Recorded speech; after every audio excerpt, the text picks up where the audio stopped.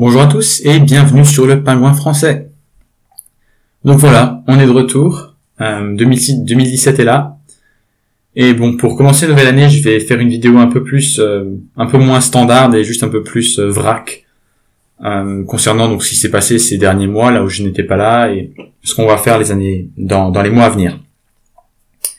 Donc première chose, bonne année 2017 à tout le monde. Je vous souhaite une bonne santé et que vos projets se réalisent. Je voulais aussi remercier tout le monde pour avoir permis que cette chaîne atteigne la barre des 1000 abonnés. Donc là, bon, je vais faire le discours de youtubeur classique. Je m'attendais pas du tout à ce qu'on arrive à ce cap. Donc je m'étais même fixé aucun but quand j'ai commencé cette chaîne. Je me suis pas dit, allez, on fait 1000 abonnés, 2000, 10 000, 5000, je sais pas. J'ai juste dit que j'allais commencer. On a aussi dépassé le cap des 100 000 vues cumulées. Ça fait un peu peur, honnêtement. Mais voilà, donc je remercie tout le monde et puis on va continuer, on va voir où le vent nous portera.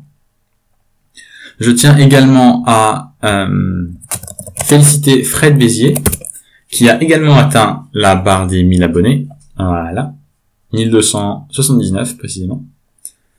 Donc voilà, félicitations Fred. Je sais pas si ça veut dire quelque chose pour toi, je pense probablement pas, mais voilà.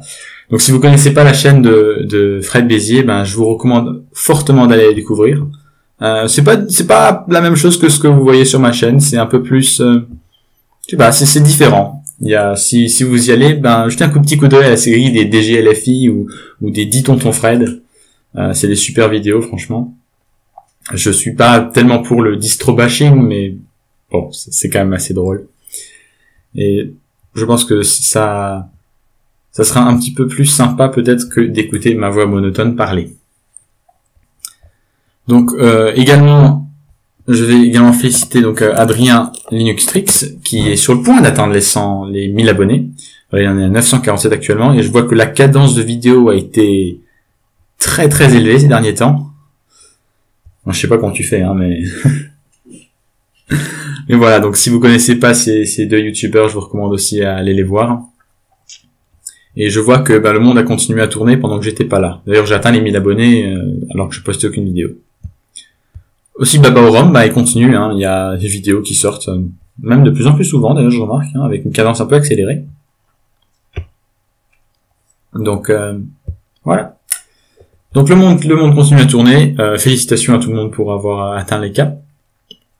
Les 1000 abonnés pour moi, ça représente un peu une barrière un peu symbolique à laquelle je m'attendais pas trop, mais c'est un peu un moment de remise en question, puisque maintenant lorsque je parle, je m'adresse à une foule de 1000 personnes, et je me rends pas tellement compte parce que là je suis tout seul dans ma chambre à parler devant un micro et je vois personne. Là il y a personne chez moi, je suis tout seul et pourtant je m'adresse à 1000 personnes et peut-être même plus. On va voir combien de gens vont voir cette vidéo.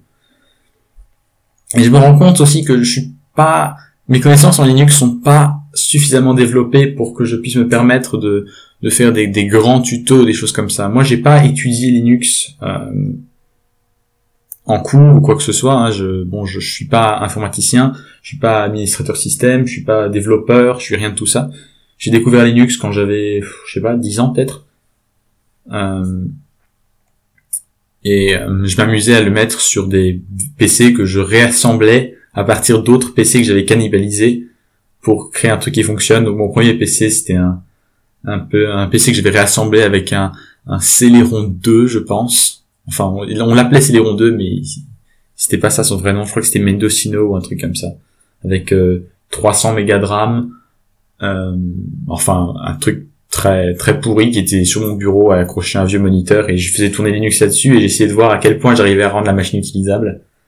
Assez utilisable d'ailleurs si vous voulez savoir. J'avais mis Linux Mint Debian avec MATE et c'était bien. C'était bien, ça marchait bien. Bon, c'est un peu étonnant quand on bouge la souris et qu'on voit que l'utilisation de processeur saute à 50%, mais bon, c'était sympa. Donc c'est comme ça que j'ai commencé avec Linux, ce qui fait que maintenant j'en suis là, j'ai testé Linux sur plein de matos différents et j'ai rencontré pas mal de problèmes différents aussi. Après, je sais pas si vraiment j'ai ce qu'il faut pour vraiment encore m'adresser à une foule de 1000 personnes et de dire voilà, Linux c'est ça, c'est ça, c'est ça. Mais bon, ça veut pas dire que je vais arrêter, mais c'est une remise en question un peu pour moi et je vais essayer de faire en sorte de vérifier vraiment de la manière la plus rigoureuse possible ce que je dis avant de le mettre dans une vidéo. Et surtout, si vous voyez des erreurs ou quoi que ce soit, surtout signalez-moi en commentaire pour que je les corrige avec des annotations, ou même si vraiment c'est grave, que je fasse une vidéo corrective et que je me débarrasse de la première. Donc voilà, c'est un peu un moment de remise en question, mais on avance. Et c'est comme ça que ça va continuer. Donc les vidéos vont revenir, dans le futur proche du moins. Là j'ai un peu droit à une pause par rapport à mes études universitaires, puisque je viens de passer mes examens. Donc ça va revenir, je sais pas exactement à quelle cadence encore, mais on va voir comment j'arrive à les faire. Et on va voir aussi le genre de projet que je vais entamer. J'ai quelques idées, mais si vous avez des idées, surtout n'hésitez pas à les poster en commentaire. Bon, il n'y avait pas eu trop de vidéos ces derniers mois parce que, pour plusieurs raisons. D'abord, j'avais prévu un grand projet dans lequel j'allais installer Linux sur Debian, d'ailleurs si vous voulez savoir, sur un vieux Power Mac G4, mais j'ai eu tellement de problèmes, à la fois matériel, à la fois logiciel et tout ça, que j'ai dépensé énormément d'heures, et voilà, ça a pas abouti malheureusement. Ensuite, comme vous savez probablement, ma chaîne YouTube, c'est pas ma première priorité, c'est probablement même ma dernière, vu que les études passent avant, la famille passe avant, voilà, tout passe avant, donc bon. C'est pas toujours facile de trouver du temps, et même quand j'ai du temps, j'essaie de faire en sorte de faire un contenu de qualité, ce qui pour moi représente beaucoup de temps de préparation. Alors qu'on voit d'autres youtubeurs, ils peuvent fournir des contenus de qualité en beaucoup moins de temps que ça, mais voilà, on n'est peut-être pas tous pareils. Donc voilà, mais les vidéos vont revenir, j'ai quelques idées. Si vous avez des idées, surtout, dites-les moi. Je vérifie mes notes pour voir où j'en suis dans la vidéo. Désolé, manque de professionnalisme. Ah voilà, oui. Alors, je vais quand même aborder un sujet dans la vidéo d'aujourd'hui. Je vais parler donc de la genre de petite révolution qu'on va avoir droit dans le monde du PC ces prochaines semaines. Alors, ça a à voir avec les processeurs. Donc là, on va faire du hardware, on va faire du matériel. Donc si vous suivez pas trop dans ce domaine-là, je fais une petite explication très rapide sur ce qui va se passer. Alors, on va parler donc précisément des processeurs. Donc les processeurs, si vous savez pas ce que c'est, en gros, c'est le cœur de votre machine. C'est ce qui fait les calculs. C'est ce qui fait que votre machine ne fonctionne. Sans processeur, il y a rien du tout qui se passe. C'est impossible de faire quoi que ce soit. Donc c'est une puce qui représente un petit carré qui fait donc tous les calculs. Donc c'est une structure assez complexe, mais c'est assez important. Et elle est basée, donc on appelle ça sur une architecture. Une architecture, donc c'est la manière dont le processeur est construit à l'intérieur, plus ou moins. Donc dans le monde du PC, il y a une architecture qui s'appelle x86, qui est ou x86, qui est utilisée presque exclusivement dans tout ce qui est ordinateur portable et ordinateur fixe. Et pour cette architecture, il n'y a que deux constructeurs qui fabriquent des processeurs, Intel et AMD. Alors par le passé, il y avait une énorme concurrence entre les deux. Quand je dis par le passé, je parle fin des années 90, début des années 2000. Les deux se battaient très fort et produisaient des processeurs qui étaient toujours plus performants, et surtout produisaient des innovations techniques majeures, comme les processeurs dual core, le contrôleur mémoire embarqué. Enfin, bon, peut-être vous voyez pas ce que c'est, mais c'était des avancées majeures pour les processeurs. Et une des deux compagnies, en fin des années 2000, AMD, s'est véritablement cassé la figure. Puis ils ont tenté de créer un nouveau processeur, une nouvelle génération de processeurs, la génération Bulldozer, qui en fait n'a pas du tout donné les performances attendues. Le processeur ils étaient censés faire la compétition avec Intel au haut niveau, disons au niveau haute performance, le matériel haut de gamme, et ça n'a pas fonctionné. Les processeurs avaient une très mauvaise performance dans tout ce qui était monothread, donc tout ce qui utilisait qu'un seul cœur, et AMD a perdu une quantité énorme de parts de marché à cause de ça. Donc ils ont tenté de se lancer dans d'autres aventures. Donc ils ont racheté ATI, les constructeurs de cartes graphiques, et ils ont créé donc les APU, donc des processeurs qui ont des graphiques embarqués. Et Intel en fait aussi, mais ceux d'AMD étaient considérablement plus performant à l'époque. Mais bon, ça n'a pas suffi pour redresser la barre. Ce qui fait que depuis environ 2010, il y a un monopole, un quasi-monopole sur les processeurs par Intel. Et un monopole, ça veut dire quoi? C'est-à-dire que les prix montent. C'est-à-dire que là, il n'y a aucune motivation pour le développement technique. Donc en fait, les améliorations qu'il y avait entre chaque génération de processeurs étaient marginales. Hein, on augmente de 2% les performances ici, de 3% les performances là. Enfin, c'était faible. Et ce qui fait que pour le consommateur, ben, c'était vraiment pas sympa, puisque il devait acheter des produits chers et voilà, il n'y avait pas beaucoup d'améliorations.